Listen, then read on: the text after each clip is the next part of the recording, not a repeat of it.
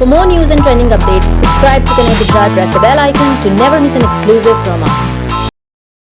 ચારો તરફ ચૂંટણીના પ્રચાર ચાલી રહ્યા છે ત્યારે ભાજપ અને કોંગ્રેસે કમર કસી છે, પરંતુ માઇનોરિટી અને આદિવાસીઓનો એક મોટો હિસ્સો બીટીપી માટે કમર કસી રહ્યો છે.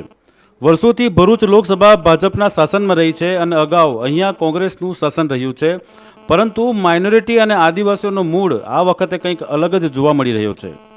ઘણા ખરા માઇનોરિટી અને આદિવાસીઓ દ્વારા ભાજપની સાથે કોંગ્રેસનો વિરોધ જોવા મળી રહ્યો છે ત્યારે છોટુભાઈ વસાવાએ જાહેરાત કરી છે કે નર્મદા નદી, આદિવાસી અને દલિત સમાજ તેમજ માઇનોરિટીના કલ્યાણ માટે તેઓ સજ્જ થઈ ગયા છે અને આવનાર દિવસોમાં એમના કલ્યાણના કાર્યો પણ કરવામાં આવશે.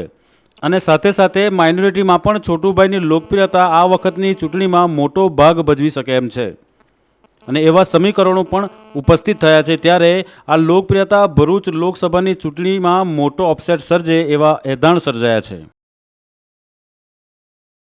તો કેટલાક રાજકીય પક્ષોથી નારાજ થઈને કેટલીક માઇનોરિટી અને કેટલાક આદિવાસી લોકો છોટુભાઈ વસાવાને ત્યાં આવ્યા છે અને એમની ક્યાંક ને ક્યાંક માંગણી છે કે કેટલાય પક્ષો એવા છે જે ખાલી લોભામણી જાહેરાતો કરે છે અને જે સમાજ છે એ સમાજનું હિત નથી કરી શકતા. એ જ બાબતે ચોખવટ કરવા માટે છોટુભાઈ વસાવા સાથે આપણે વાત કરીશું. છોટુભાઈ, સૌપ્રથમ જણાવશો કે આ લોકસભામાં કયો મુદ્દો એવો છે? ઘણા સમાજો નારાજ છે બીજેપીથી, કોંગ્રેસથી, તો કયો એજન્ડા છે જે લઈને ચાલશો?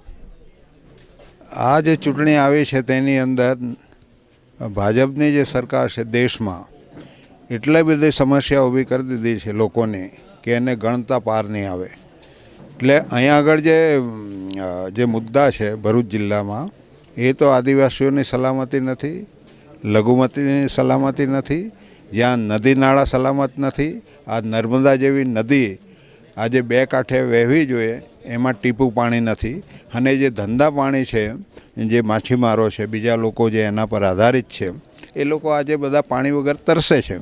અને મારી જેવો આવશે તો એ નર્મદાનું જે પાણી છે જે એ લોકો લઈ જાય છે એ બાજુ, એને બંધ કરીને આ વિસ્તારમાં આ જે નદી ઓરિજિનલ વહે છે એની અંદર લાવવાના પ્રયાસ કરવાનો છું. બે કાંઠે નર્મદા નદી, ખરેખર છોટુભાઈ આ એક સમસ્યા છે કે નર્મદા નદીનું પાણી સૌરાષ્ટ્ર સુધી પહોંચે છે, ભરૂચ જિલ્લાની જનતાને ક્યાંક નથી પહોંચતું અને જનતા નર્મદા નદીમાં બે કાંઠે વહેતી જોવા માંગે છે. ખરેખર એના માટે કેટલા પ્રયાસો કરશો? જે લોકોએ સમસ્યા પેદા કરી છે ભાજપ જેવી પાર્ટી, એ જ પાર્ટીને આપણે નેસ નાબૂદ કરવી પડે તો આ બધી સમસ્યા હલ થઈ જાય એવી છે ને એ મારા પ્રયાસ રહેશે. जिन निशानों ने हमको निशाना बनाया है उसको ही हम निशाने बनाने वाले हैं. ચલો એક વાત બીજી કરીએ. માઇનોરિટી સમાજ અહીંયા ભરૂચ લોકસભાની જો વાત કરવામાં તો ક્યાંક ને ક્યાંક ઘણા બધા લોકો અલગ અલગ તાલુકાથી તમને મળવા આવ્યા છે અહીંયા. એની તો વાત મત પૂછો. એ લોકોને એનું કોઈ છે જ નથી, એની કોઈ વાત સાંભળવા તૈયાર નથી. જે કંઈક એ લોકોના નેતા છે એ તો ખાલી નામ કે વાસ્તે છે. અમારી પાસે જે એ લોકો આવે છે એની વેદના અમે જાણીએ છીએ અને એમની સાથે છીએ. આ ચૂંટણી હોય કે નહીં હોય, એમને જ્યારે પણ જરૂર પડશે ત્યારે અમે બેઠા છે એના માટે. ચલો, માઇનોરિટીની વાત થઈ ગઈ, ક્યાંક ને ક્યાંક ખેડૂતોની પણ વાત કરીએ છોટુભાઈ, કે ખેડૂતો પણ ઘણા નારાજ ચાલે છે. બંને પક્ષની વાત કરીએ તો સરકારમાં કોઈ કિસાનનો દીકરો જ પ્રધાનમંડળમાં નથી, એટલે આ સમસ્યા દેશમાં ઊભી થવાની જ છે. સેન્ટ્રલની અંદર જેટલા બી મિનિસ્ટરો છે આજે એ સીધી ચૂંટણી લડીને કોઈ આવ્યા જ નથી, રાજ્યસભામાંથી આવે છે, કોઈ કિસાન નથી. એટલા માટે લોકોએ કિસાનોની સરકાર બને એ જાતના પ્રયાસ કરવા જોઈએ. ચાલો, તો આ હતા છોટુભાઈ, જેમનું કહેવું છે કે ક્યાંક ને ક્યાંક માઇનોરિટીનો વિકાસ નથી થયો, ક્યાંક ને ક્યાંક વસાવા એટલે કે આદિજાતિની વાત કરવામાં આવે તો ત્યાં વિકાસ નથી થયો. અને સૌથી મોટીમાં મોટી વાત એ કરી કે નર્મદા નદી જે બે કાંઠે નથી વહી રહી, નર્મદાના કારણે જે સમસ્યાઓ ઊભી થઈ છે, છોટુભાઈનું એ કહેવું છે કે જો જનતા અમને જીતીને લાવે તો આ નદી બે કાંઠે વહે એના માટે પૂરતા પ્રયાસો એ કરશે. તો ભરૂચ લોકસભાની વાત કરવામાં આવે તો ભરૂચ લોકસભા ખાતે ત્રિપાખ્યા જંગની જે વાત હતી, ક્યાંક ને ક્યાંક એ વાતાવરણ ધૂંધળું થઈ ગયું હોય એવું દેખાઈ રહ્યું છે.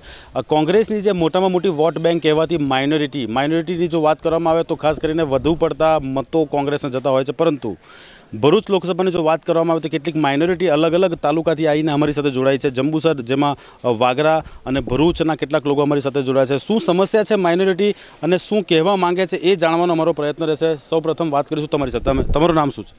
યુસુફભાઈ ગોરી. યુસુફભાઈ, શું સમસ્યા છે અને શું ઈચ્છો છો આ વખતે સરકાર બાબતે?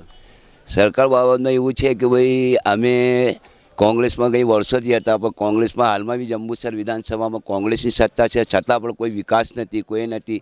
કોંગ્રેસ ખાલી માત્ર લઘુમતી મુસ્લિમ વોટોનો પ્રયોગ કરે છે, વાયદાઓ કરે છે અને ગમે તેવી આડી અવળી વાતો કરીને બંબેડે છે. તેથી અમને સક્ષમ એવા લાગ્યા કે છોટુભાઈ સક્ષમ છે અને આપણા એસસી એસટી ઓબીસી માટે લડત આપનારા એક સક્ષમ નેતા છે.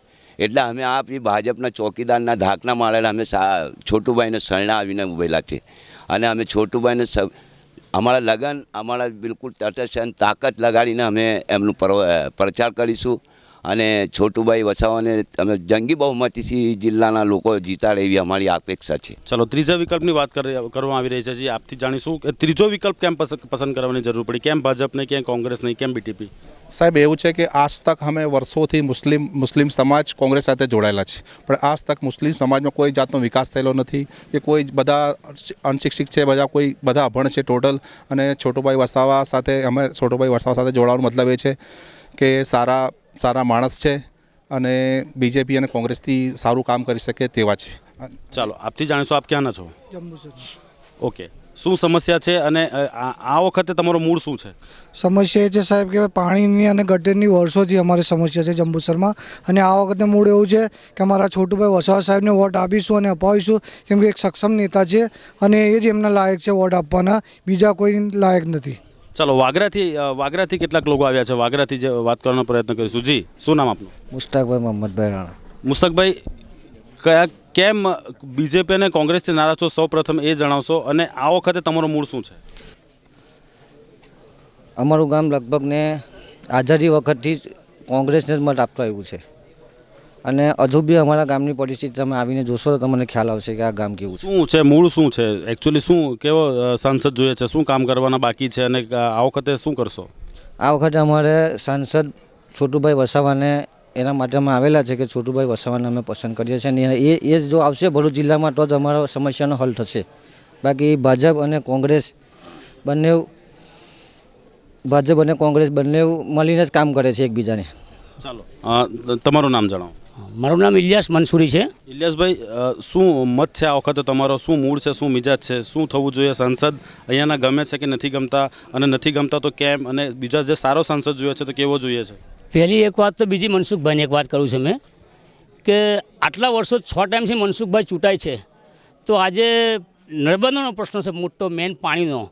તો જ્યારે મનસુખભાઈ વસાવા સાહેબ ત્યાં આગળ જે નરેન્દ્ર મોદીને જે રજૂઆત કરે છે પાણીના બારામાં, એ તો મોટા સંસદ છે, ધારે તે કરે.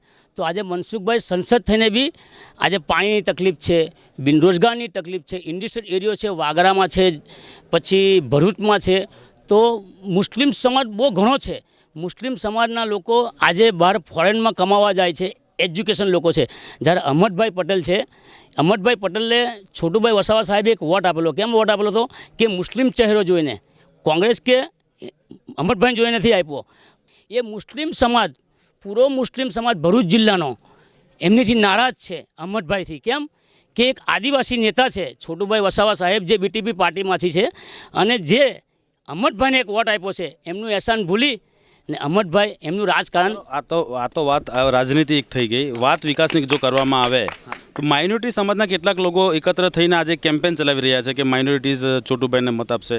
કેમ આવું કરવાની જરૂર પડી? એનું કારણ એક છે સાહેબ કે વર્ષોથી કોંગ્રેસ અને ભાજપ માઇનોરિટીને ખાજાના પંજનો નામનો દાવો કરીને મુસ્લિમને ભડકાવીને મુસ્લિમ લોકોએ કોંગ્રેસને વોટ આપ્યો છે. કેમ કે ખાજા ગરીબનો વાદનો. પણ આજથી 20 વર્ષથી એ પંજાબનું નામું નિશાન મિટાઈ દીધું. કેમ કે બીજેપી અને કોંગ્રેસ અંદર ગઠબંધન કરેલું છે. તો જે મુસ્લિમ સમાજના જે આગેવાનો છે, જે મુસ્લિમ સમાજ છે, તે પીડાય છે. કેમ કે આપણા સંસદ છે, અહમદભાઈ છે, મુસ્લિમના માટે કશું કામ નથી કર્યું અત્યાર લગીન. આખા ભરૂચ જિલ્લામાં તમે સર્વે કરીને જોઈ શકો છો કે મુસ્લિમને જેટલી તકલીફ છે ભરૂચ જિલ્લામાં, એ તકલીફ બહુ ઓછી છે. ગુજરાત ખાતે બહુ ઓછી છે.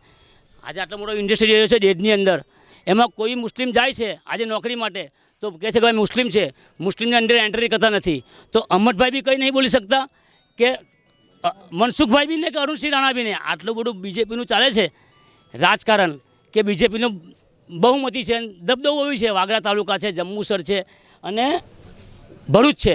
એમાં મુસ્લિમ માટે તો કંઈ જ નથી, મુસ્લિમ માટે કંઈ કર્યું જ નથી. ખાલી મુસ્લિમના વોટ લઈ અને મુસ્લિમને ખાલી યુઝ કર્યા છે, છેતરપિંડી. અને બીજી વાત કે અમે એ ચાલવા દઈએ નહીં. આ સમયની અંદર હવે પછી અમારો મુસ્લિમ સમાજ ટોટલ ભરૂચ જિલ્લા હોય કે આજુબાજુ વિસ્તારના હોય, પૂરા સમગ્ર ગુજરાતમાં અપક્ષને 24 કરશે. ભાજપ કોંગ્રેસના સુપરા સાહેબ અમે કરી રાખીશું ને જંગી બહુમતીમાં છોટુભાઈ વસાવા સાહેબને અમે જીતાવી લાવીશું. ચાલો, તો આ હતા કેટલાક મુસ્લિમ આગેવાનો જેઓ નીકળી ગયા છે કેમ્પેનિંગ માટે.